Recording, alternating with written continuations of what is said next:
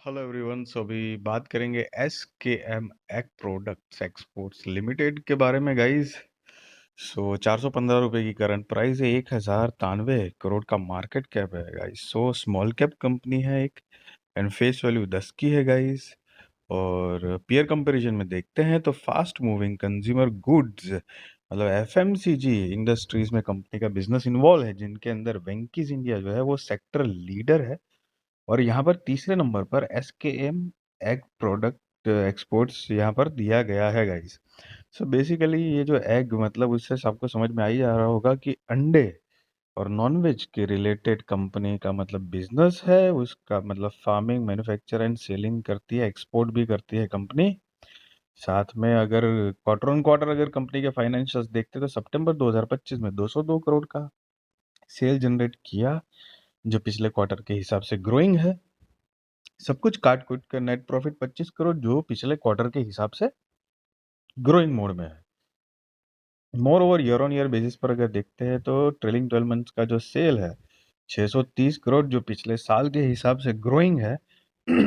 And सब कुछ काट कूट कर नेट प्रॉफिट 55 करोड़, जो पिछले साल के हिसाब से वो भी ग्रोइंग मोड में है। एंड अगर लॉन्ग जर्नी अगर देखते हैं तो 2014 में कंपनी का नेट प्रॉफिट जो है वो 7 करोड़ था। उसके बाद थोड़ा अप एंड डाउन हुआ है, मतलब फ्लक्चुएट, कभी ज़्यादा कभी कम। आप देख सकते हो 17-18 में वापस ये 2, 1, 5, 5 करोड़ जैसे था, फिर वापस कंपनी ने जंप किया था और 2024 में 85 करोड़ का मैक्स प्रॉफिट जनरेट किया था, तो वापस थोड़ा कमबैक करा है।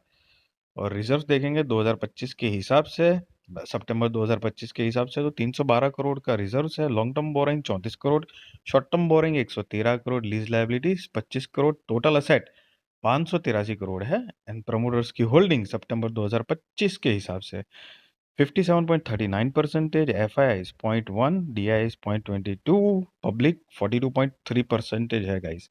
सो गाइस, पहले तो किसी भी तरह का बाय और सेल रिकमेंडेशन है नहीं, वो आप अपने रिस्क रिसर्च फाइनेंशियल एडवाइजर को पूछ कर करना, क्योंकि मैं सेबी रजिस्टर्ड रिसर्च एनालिसिस नहीं हूँ गाइस। अपना एक पॉइंट ऑफ व्यू ओपिनियन आपके साथ शेयर कर रहा हूँ गाइस।